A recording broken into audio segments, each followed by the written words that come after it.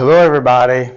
Thank you for coming for our Weight Loss Challenge 2022.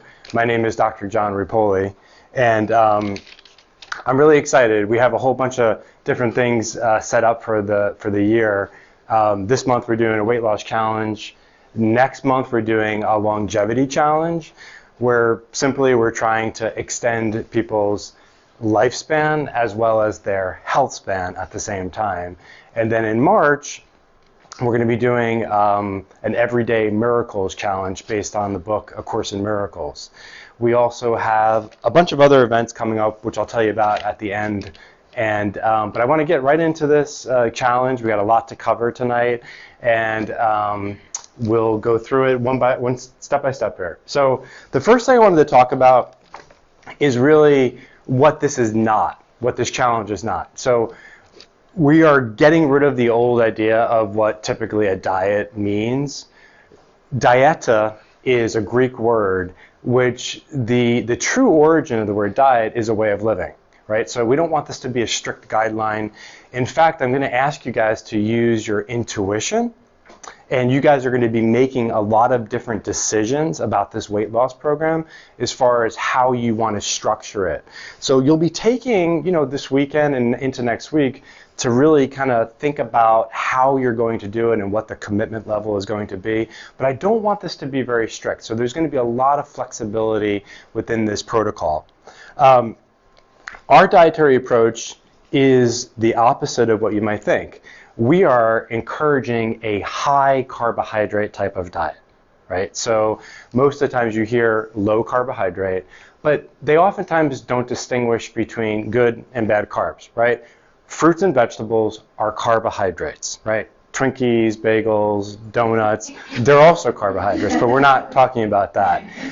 We are going to ask to load you guys up on carbohydrates, fruits and vegetables, to increase what's called the nutrient density. And as the body gains a lot of nutrients day in and day out, it begins to feel safe. And we'll talk about what that actually means, but when the body is under stress, evolutionary, there's a signal hormone mechanism that tells you to hold on to weight. When the body feels safe for whatever reason, whether it's mental, emotional, truly physical, the body begins to open up and it begins to lose the weight because there's no evolutionary signal that there's some sort of stress component going on. So by loading up on carbohydrates, particularly fruits and vegetables, you're going to send a signal to the body that it is extremely feeling safe, and we're going to talk about how you can incorporate doing that. Our motto here, and I learned this from patients, early on, was that they come in with a litany of issues that they're having, and they want to lose weight to get healthy. And really, the approach that we've taken over the years is you have to become healthy first, and your body will release the weight. And that's the way that it's no longer becomes a traditional idea of diet, but becomes a way of living, right? So if you get healthy, the body, in essence, is going to do what it needs to do to release the weight. So I did want to just briefly talk about some of the causes, which most of you are probably aware of. The biggest one, of course, is diet and lifestyle. And with diet and lifestyle, yes, you could be gluttonous, you could be eating too much quantity and choosing the wrong qualities of food, and you could be slothfulness, where you're not moving and you're a couch potato and you have a sedentary lifestyle, and that does, of course, contribute to obesity. But I also want to talk about the people that come in who are committing to a diet, and the people who come in who are committing to exercise and still struggling. And so there are other roadblocks that are there. It's not all about just the diet and lifestyle. Of course, that's a huge component, but there are other factors. One obvious one is hormones, right? So how the body puts weight on depends upon the hormonal dysfunction. So as an example, the thyroid is controlling all of our metabolism, so you tend to put weight on everywhere. Female hormones around the hips, around the tummy area, this is usually the stress hormone cortisol, or it could be GI-related issues, or it could be liver-related problems. So where you put on weight is indicative of the hormone dysfunction. And oftentimes it's not just one hormone, it's multiple hormones happening, at the same time. Another reason why people today are increasing in obesity and overweight has to do with toxicity. So there's this tropic effect that happens in nature that the higher on the food chain, the more accumulation of toxicity. And the lower on the food chain, lower toxins. High levels of toxins. There's not one patient over the last 20 years that hasn't walked into our office that hasn't had some sort of toxic burden. And a toxic burden equates with silent inflammation. And remember, that's an alarm bell. That's signaling the body stress. And remember, evolutionary, when the body's under stress, it believes, whether or not it's actually eating a lot of food, that there's a famine going on, and it will tell the body to store fat. So one of the major things that we're going to be doing is eating lower on the food chain to decrease the toxic burden, and in essence, that's going to decrease the inflammatory load, as well. Those are the physical issues. There are, of course, non-physical issues that pertain to obesity and weight gain. And they have this weird complex of involving human needs, our belief structures, our culture, has to do with addictions. But the thing is, culture has made it really easy to eat unhealthy because of convenience and because it's cheaper. And we also have this, belief system where a lot of times people are stress eating and emotionally eating. And we've talked about this in previous lectures. The primal directive of a human being is we're going about our day trying to satiate and meet needs. So if we're not feeling safe or secure, or we're not having proper love in our life, or if we're not feeling like our voice is being heard, or more existentially, we feel like we're not doing what we're supposed to be doing, we're going to numb things down with addictive behaviors, whether it's smoking, drinking, and eating. And along with beliefs along with needs, satiation, comes limiting beliefs. So as an example, I've honestly thought there's a lot of people that I've worked with weight loss are not losing weight for one simple reason, and that is they don't believe when they look in the mirror that they can lose weight. Because they tell themselves, and they don't see their future self in front of them, what they do see is the same person over and over again that's never going to change. So we have these limiting beliefs that are set up telling us that I'm no good, or our inner critic is being really harsh and mean to ourselves. And we have to be really careful about that, and this is going to be part of this challenge over the next 30 days, is that we're going to address this inner critic and also this child that lives within us too, the one who wants the cookie, right? When you've already made the commitment that you're not having the cookie, right? So we have to address that part, because if we don't, right, we're not having a really integrated treatment approach. So because obesity is very complex, there's many elements, right, that are contributing. The treatment plan has to be holistic, right? So diet gives you one benefit, but diet and exercise give you a synergistic benefit that more so than each of them by themselves can do. And diet and exercise and self-care practices, which are the three things that we're going to be honing in on tonight. Self-care we define here at the office as anything that nourishes the mind, body, and spirit.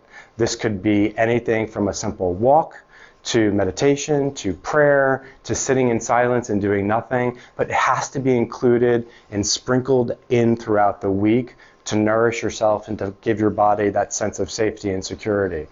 So we are going to be asking you on this 30-day challenge to make sure it's holistic. You're not just concentrating on the diet. You're not just concentrating on exercise, self-care. It's all of it together. And they're equally as important. Because sometimes when people do dietary approaches, it's all about the diet. It's all about exercise, right? And we oftentimes leave out, especially one of the most important components for longevity and for sustainability is the self-care portion of it. So we're breaking down this whole process down into different steps, okay? The first step is commitment. And before I explain what you're going to do as far as on this challenge, on this commitment, I asked one of my Gold Star employees to speak tonight because she's a symbol of an unwavering commitment. And I'm not going to tell her story. I'm going to have her tell it. But I asked her because she inspired me, because I saw the transition over the last year. And I also saw her inspire our patients. She doesn't come up here very often to speak. So I all want you to set an intention right now to just give her a warm hug so that she can tell her story with love and be able to inspire others. So Maria, please come up.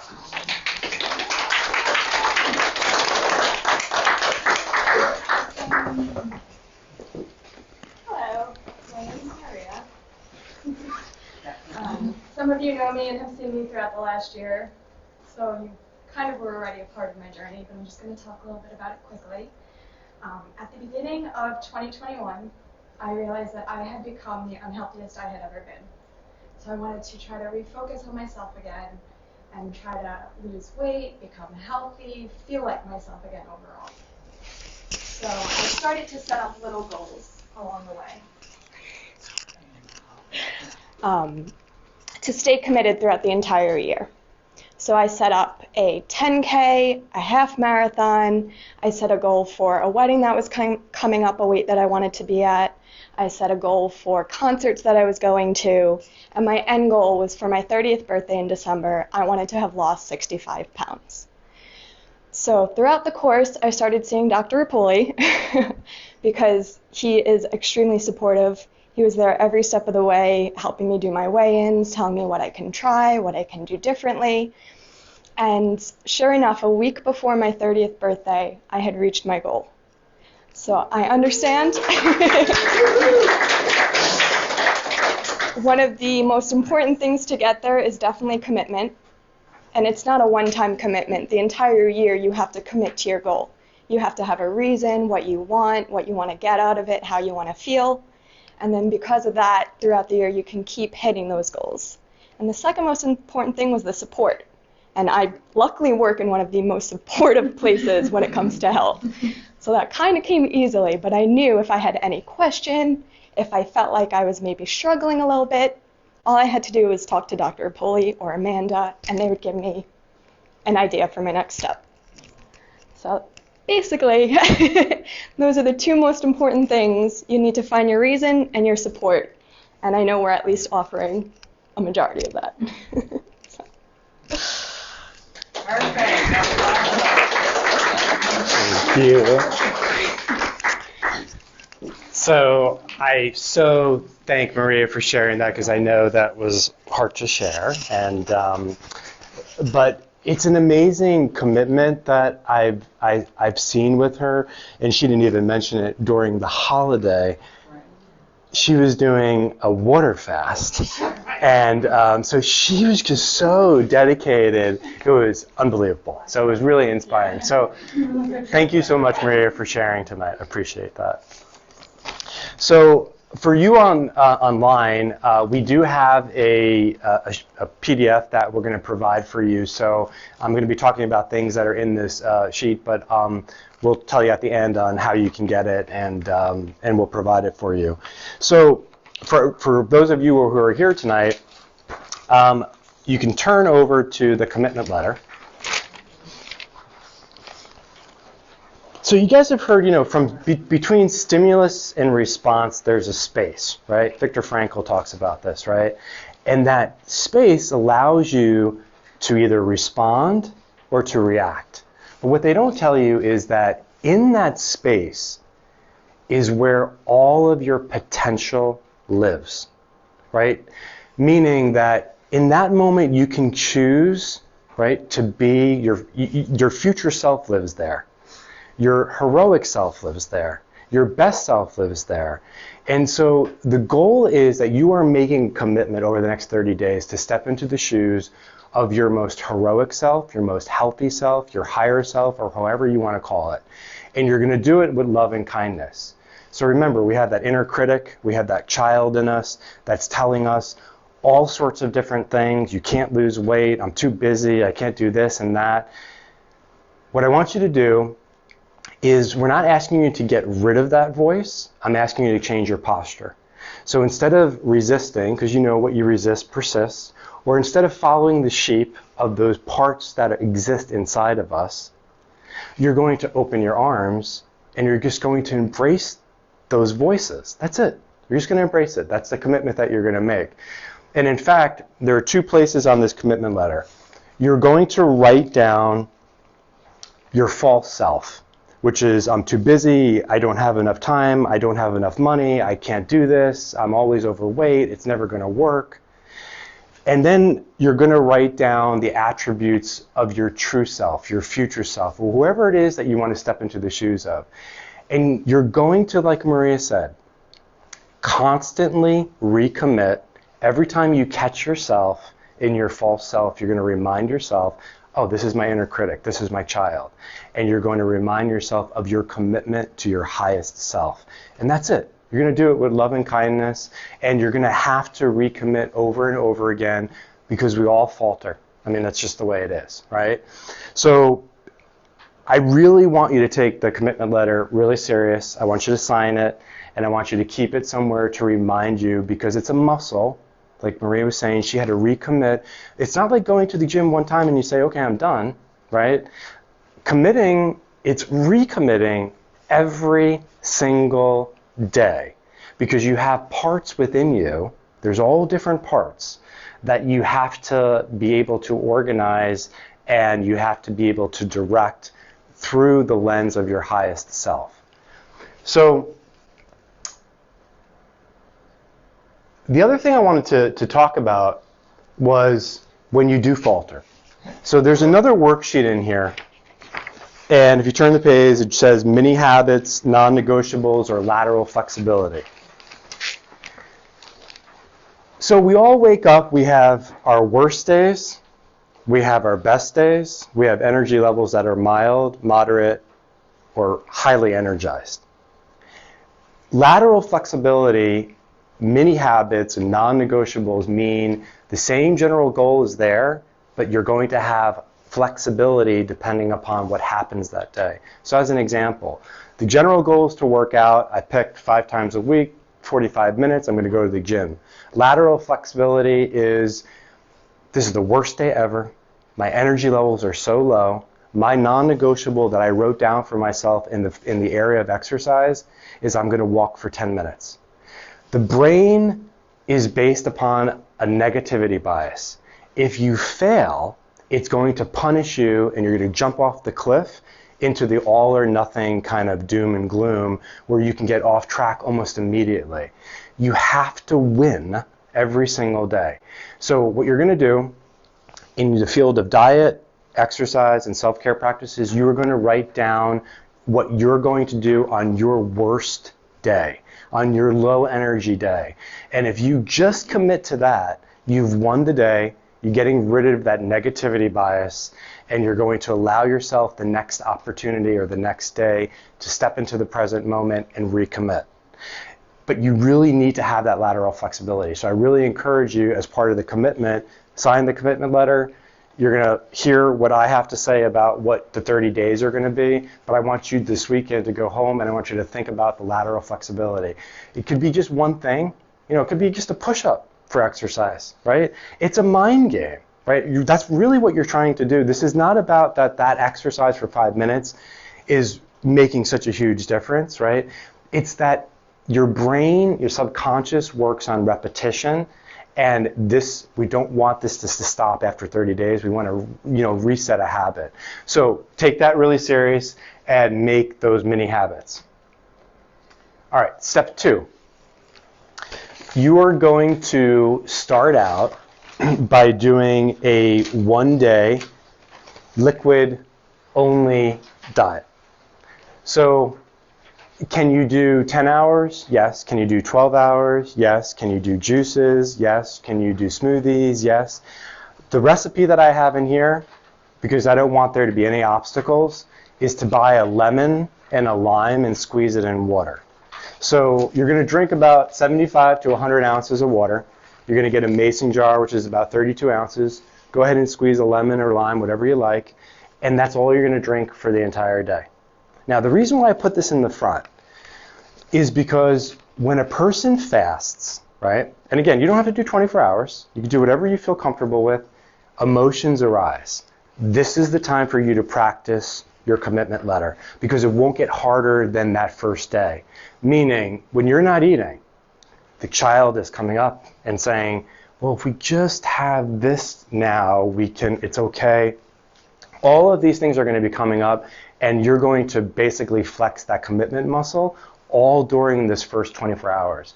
So you can wake up in the morning and decide to do this liquid diet all day long.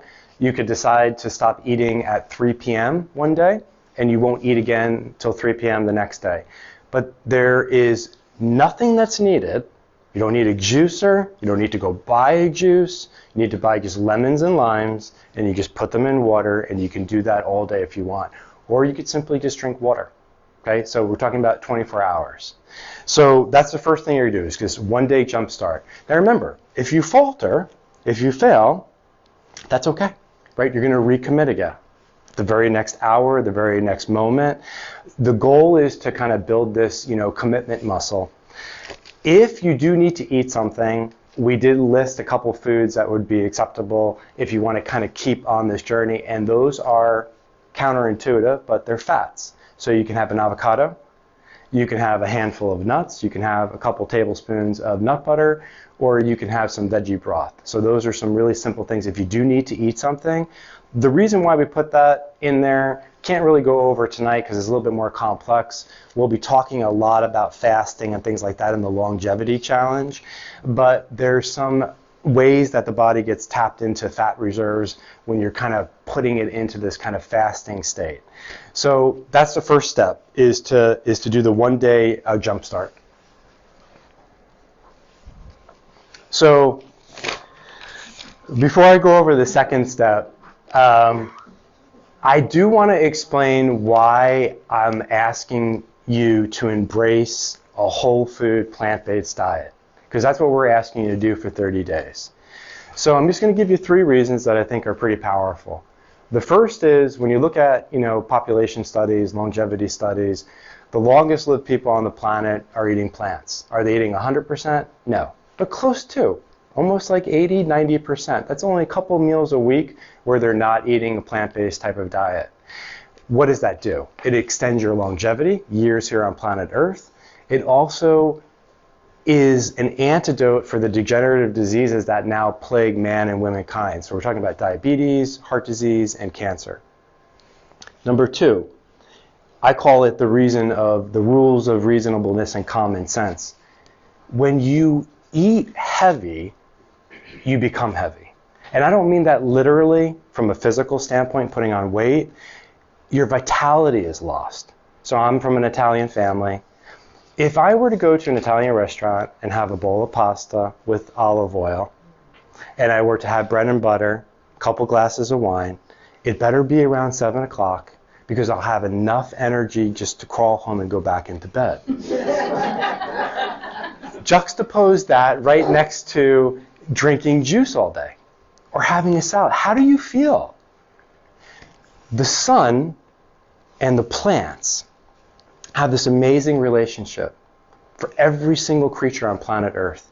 They're capturing light energy, converting it into chemical energy in the plants. We eat the plants, and we are able to take those bonds and reopen them for the energy that's from a star. And that's how all living creatures on planet Earth exist, is from the energy that comes from the sun captured from plants.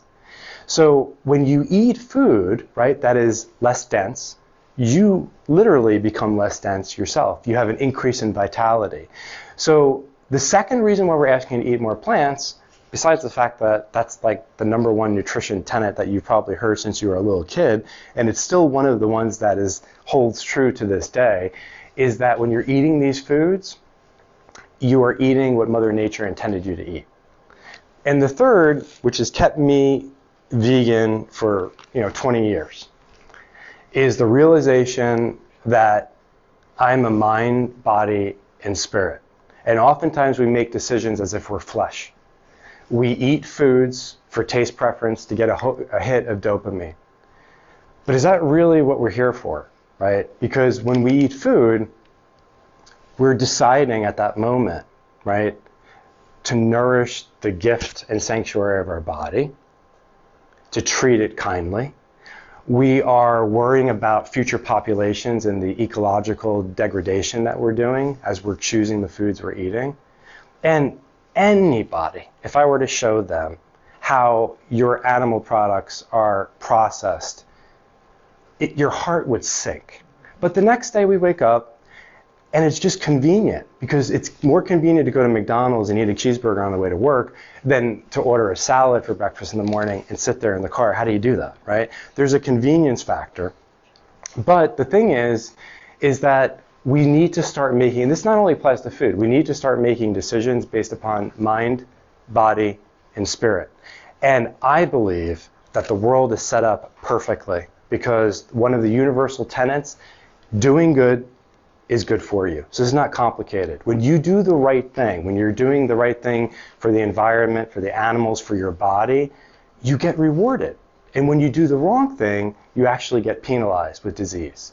So those are the three major reasons why I'm challenging you tonight for embracing a plant-based approach. And the other thing, we mentioned one of the causes of obesity is toxicity.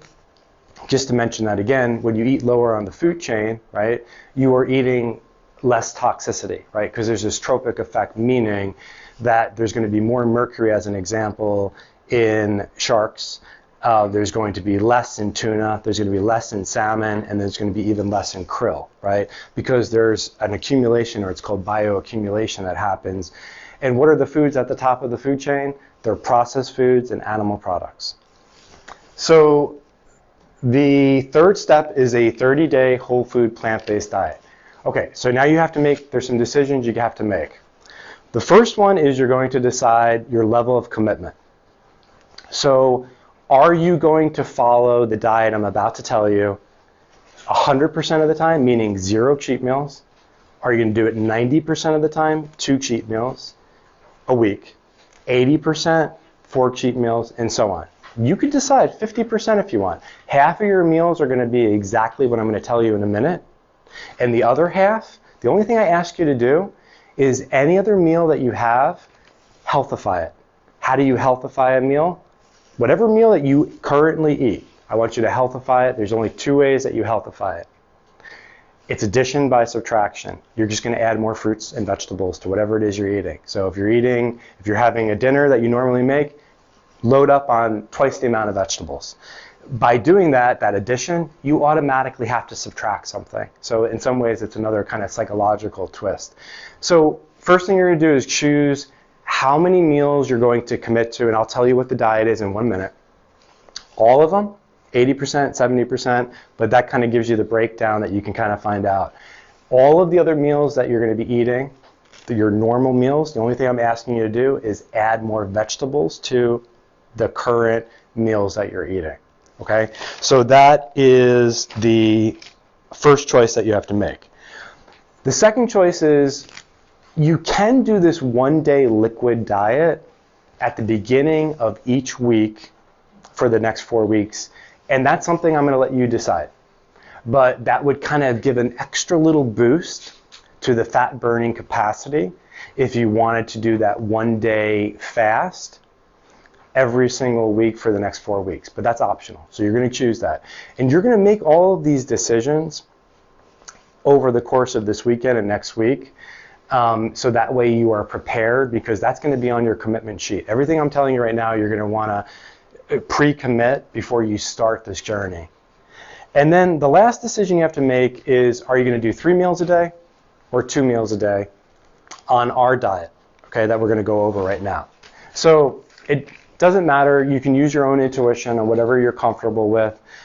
So let's just pretend it's 3 meals a day that you're doing: breakfast, lunch, and dinner. So in the packet, I've given you some breakfast options. In general, you're going to either have a low glycemic smoothie, which means less fruit, or you're going to have a higher glycemic smoothie, meaning high fruit. So what does that look like? Like a high glycemic is, a handful of strawberries, blueberries, a banana, a handful of spinach, and you blend it up with water. And there's some options that you can put in there. But that's what you're going to have for breakfast on most days. You do have some options for hot breakfast meals like oatmeal or quinoa. You'll see it in there. But I don't want you to have that on every single day. That's really just if you're getting sick of your smoothies, to kind of put that in there maybe once or twice a week. If you're committing, let's say 100%, you're going to do the smoothie every morning, but you get bored of it. Maybe one day you're going to skip breakfast altogether, or maybe 1 or 2 days you're going to have oatmeal, right? But for the most part, we want you to stick. Remember, we want nutrient density, right? We want the highest amount of fruits and vegetables in your diet. Smoothies is one of the best ways to do that. Your lunch is going to be a salad. I've been promoting this idea since the beginning of when I started. The technique that you use is massaging and scissoring. And the reason why we encourage patients to do that is you're going to take a lot of greens, put them in a bowl. You're going to use your hands to massage it, a scissor to cut it down, because by doing that, you can get 4 or 5 servings of vegetables in about 2 handfuls. It's more manageable to eat, and it increases that nutrient density. So it's a must. It's one of the techniques that I tell every patient you need to do, right? Because it's the only way that you can really ensure that you're not eating a salad that's 1 serving of vegetables, right? You want a salad that's about 2, 3, 4 servings of vegetables, and the way you do that is through massaging and scissoring. And then the recipe that we have in there is really simple. It's your greens, it's a cut up avocado, it's either organic beans in a can, or you can cook them. If you don't want to do beans, you can do hummus, mix it all together, and that's your lunch. You could put lemon on there, lime in there, whatever seasonings you want. And then dinner, we have this all-in-one recipe that literally can make hundreds of different meals.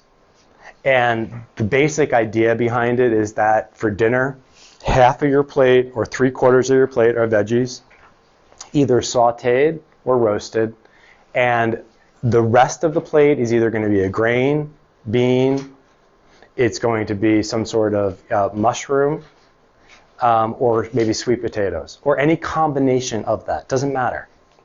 And you'll see in the recipe packet, there's different ways that you can, cook the beans and the grains and give them different flavors for whether you want Thai or Indian. But that recipe really can make hundreds of different meals. If you need more resources, which the one doctor that I would encourage if you go online is Dr. Joel Fuhrman. Primarily because his dietary approach is quite similar to ours with the high nutrient density. So any meal from him would be fine to use. But do not make this complicated, okay? Because I would pick a smoothie, I would definitely have your salad, whatever type of salad you want, and if you do not like the dinner idea that I have here, then pick 2, 3, other meals each week that you think that you like, and then just add that into your regimen. Part of the reason why I chose these different meals is number 1 for simplicity, and number 2, most people don't know what food tastes like. And so it's about recapturing your taste buds again, because most people know what a potato tastes like, don't know what a potato tastes like unless it's covered with sour cream, salt and pepper, and a whole bunch of other stuff, bacon bits, but they don't actually know what a baked potato tastes like. So part of the simplicity in these is that you're recapturing your taste buds again. Because, the inner child's going to come in and say, well, where's the sour cream, on the baked potato or the bacon bits, because I need them, right? What about vegan sour cream? Vegan sour cream, yeah. So, we are encouraging a whole food, plant-based diet, which basically means we want you to eat food in their most natural state. But yeah, all of those extra condiments that can help you make this transition are totally fair game to do on the diet. I'll open up to some questions at the end, but I just wanted to address this right now because this is, a big thing that people talk about when they're, on a whole food, plant-based diet. Will I die? Will I get enough protein, etc. So I just want to let you know that you're going to be okay. You're going to get enough protein. You're not going to die. In fact, what happens when somebody doesn't eat meat or chicken and they say, oh my God, I just feel I'm really lightheaded. It's more psychological than physiological, 100%, right? So as long as you're getting enough calories from the day, you're going to be okay. And a lot of what's happening, right, is this dialogue from the physiological body and addictions that are coming up. That's what's happening inside the body as you're making this transition to more plant-based foods. So step 3 is the whole food plant-based diet. Step 4, really quickly, is commitment to exercise. So this could be whatever you guys want. My recommendation, if you haven't been exercising or doing anything, is you're going to commit to 30 minutes of walking 5 days a week. Remember, have your lateral flexibility built in here, right? So let's say you're going to commit 3 days a week to the gym. Your lateral flexibility on here is going to be walking for 10 minutes. Walk out of your house 5 minutes and walk back 5 minutes, right? You could do that, and you won. You can put a check mark for the day that you won, right? So you can keep the momentum because the brain, remember, it wants to do negativity bias immediately and punch you in the gut and say, you did bad, right? You did really bad. So you want to keep this going. So pick whatever level of exercise that you want to do. Self-care practices, the one that we usually recommend to all of our patients is the sandwich method. And the reason is because it has built in it the lateral flexibility. So you're going to pick 5 minutes, 10 minutes, 15 minutes, 30 minutes, makes no difference. And you're going to sandwich your morning and your night. You're going to wake up in the morning and you're going to sink into your intuition, sink into your energy levels, whether it's a best day or a worst day, and you're going to have a smorgasbord of about 5 things that you can choose from. So as an example, for me, it's reading a book. Sometimes it's just listening to a beautiful piece of music to kind of inspire me. Sometimes it's just going outside and sitting and just for 10 minutes, just doing nothing. So it doesn't matter what you pick, but what I want you to do is have that lateral flexibility. I want you to start the day with an intention. I want you to end the day with an intention and pick a practice that is resonating with you depending upon what's happening in that particular day. So you're going to pick the amount of minutes that you're going to do. And you're going to choose about 5 different kind of ideas, and that's going to be your self-practice. Of course, you could do anything else that you want in this category. You can schedule massages during the week if you want. You don't have to do that, but you have to pick something that nourishes you, right, and brings you some sense of inner peace. And that's also parenting, right? All of these parts in us, right? To basically nourish them and say, everything is okay, right? You're taking care of yourself. No matter what's happening, everything is okay. The other thing that we want to address is the hormones. So your hormones are critical with weight loss. And the one thing that we encourage patients to do, I call it the elemental diet. It's based on Ayurvedic medicine.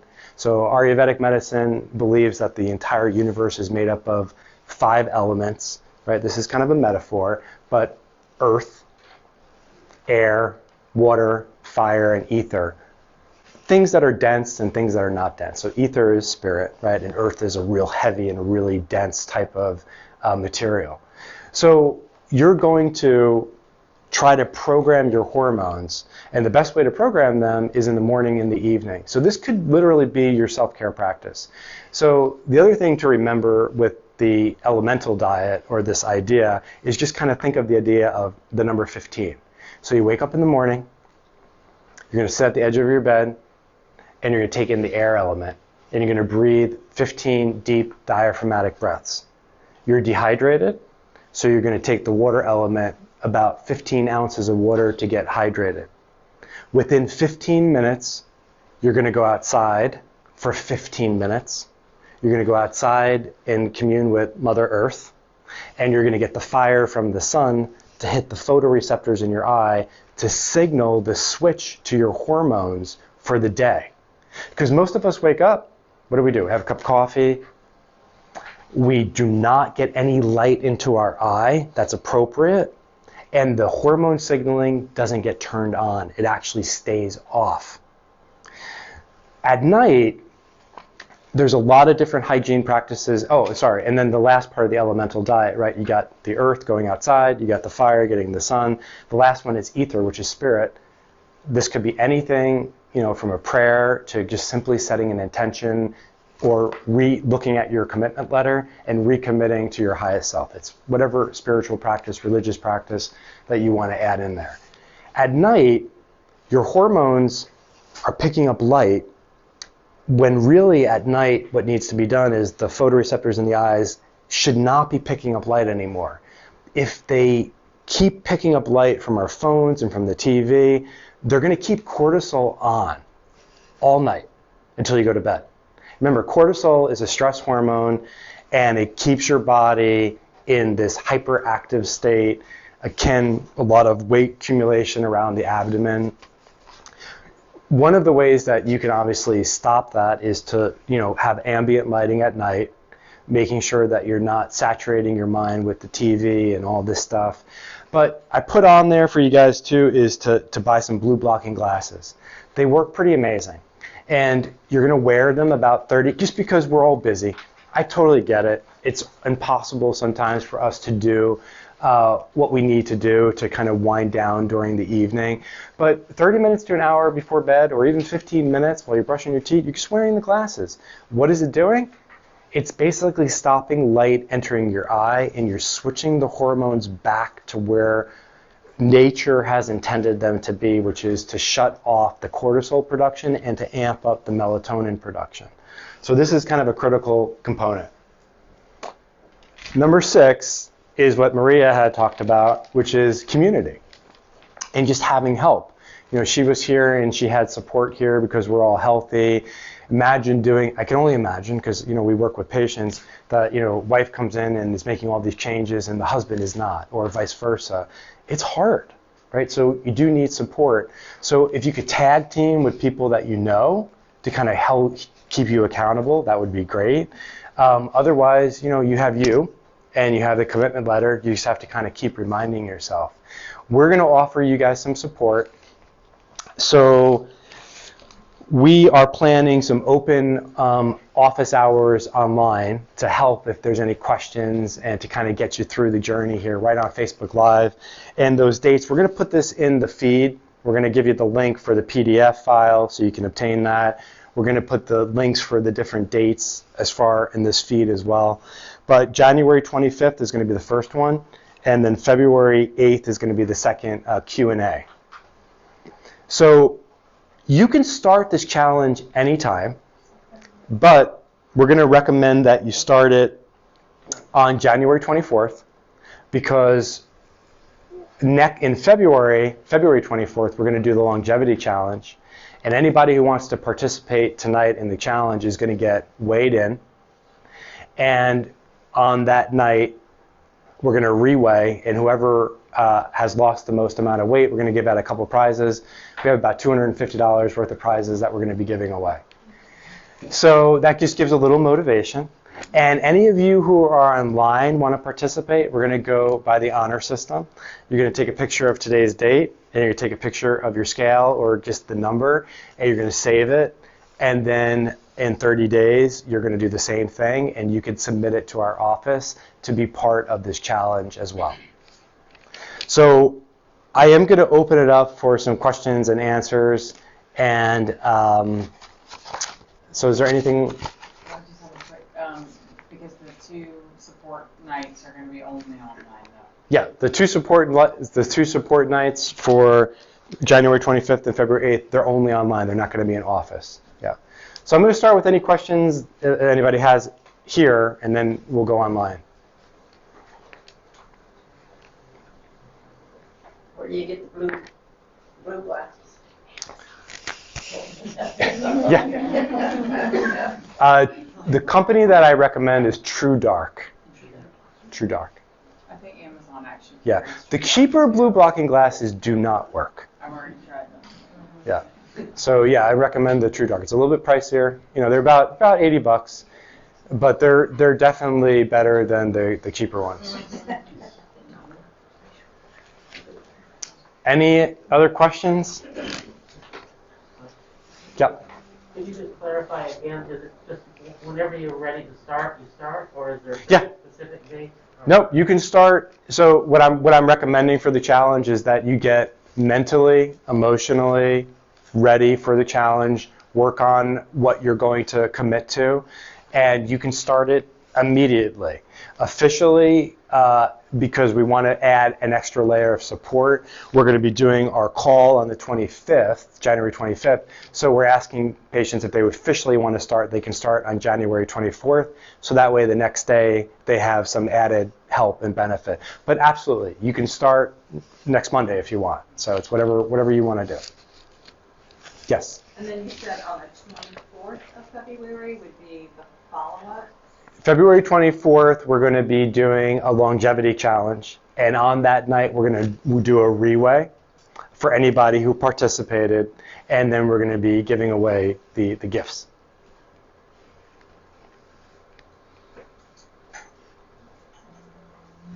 Yes? Can you go over the cheat days?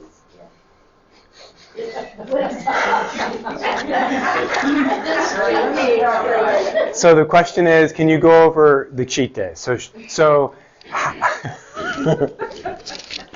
yeah, you're gonna pick a level of commitment where you're going to be doing high nutrient density, the smoothies, the salads, and those really healthy meals. The other days, I'm giving you complete flexibility, right, to do what you want to do. A cheat means doing what you had been doing, right? That's basically what it means. And what I'm challenging you is to do what you were currently doing, but at least healthify it. So if you typically make chicken with whatever, we're asking you to double the amount of vegetables that you're currently doing. Now, you can commit to 100% if you want, right? But yes, we're trying to give a lot of flexibility here for people, and that way the goal is to build a habit. You can't build on a habit that's not there, right? So the goal over the 30 days is simply for you to build some really, really healthy habits, so that way you can take them with you past these 30 days. So the cheat days is, what I mean by that is doing exactly what you used to be doing, what you're used to doing, except with the caveat of trying in some ways to make it healthier. Yes? So one of the questions is, could I see a video on the massaging and scissoring the salads? Is there anything out there that we have like that? But just No, but I probably on YouTube there is. So the question was about massaging and scissoring. It literally is exactly what it sounds like. So like when I make my lunch, I take 2 tubs of pre-washed greens, 2 tubs, and I put them in a bowl. So it's a lot of greens, right? It's probably about 5 servings of greens. And I take a scissor, I keep doing it until basically it withers down into something that is starting to become very manageable. Then I take my hands and I begin the process of just massaging it. And now I have about 2 handfuls of greens. They're just easier to eat. They're easier to put the avocado in it. They're easier to drape over the beans. And like I said, the only advantage of what that's doing is it's allowing you to eat more vegetables, which is the key to this dietary approach, is high nutrient density. But yes, I would search online for, I know if you type in massaging kale, I know there's a lot of videos that show you how to massage kale, but you can massage any green. But so yeah, go on YouTube and type in massaging kale. I'm just going to read. Okay, so is it okay to snack on fruits and veggies if we feel the need to during the liquid day? Yeah, absolutely. So yeah, the question was, can you snack on different things when you're doing the liquid only day? Of course. You can eat anything you want. The goal is to make an intention to do this fast and then to see what's coming up, right? And to recommit, because you're going to be working with different parts. Like I said, you're going to be working with the critic, you're going to be working with all these pieces. So you literally can have whatever you want as long as you're making these recommitments to yourself. So yeah, during the fast, you can have fresh fruit, you can have fresh vegetables like carrots and celery, you can have, an avocado if you want. So yeah, those are all fair game when you're doing it. Yep. What about iceberg lettuce? Yeah, she asked, the question was, can we use iceberg lettuce? Yes. What other type of veggies do you like to add to your salads? Anything. So the question was, what type of vegetables to use? Literally anything. So what we recommend to our patients is 10 servings of veggies a day, 5 of them, or at least 5 of them being green leafy veggies. It sounds like a lot, but if you make a smoothie and you put 1 or 2 handfuls of greens in there, like spinach, that's 2.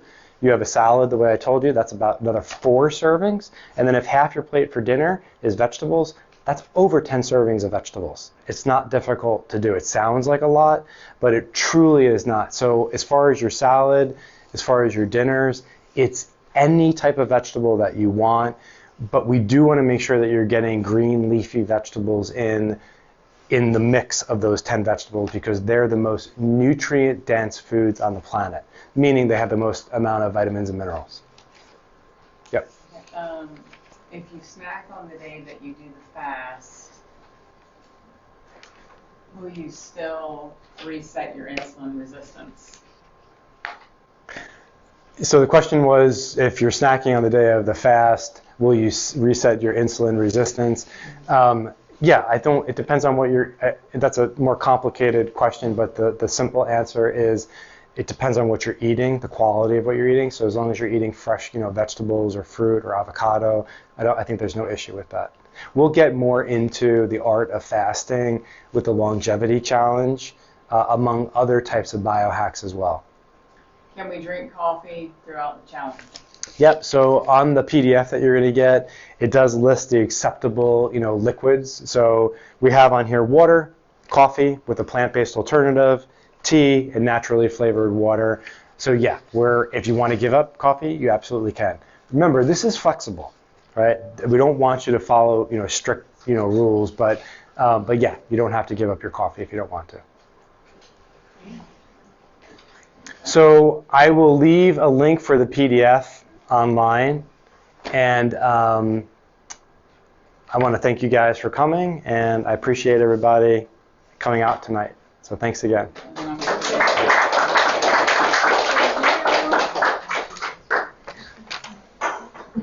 So before everybody leaves, you can shut up.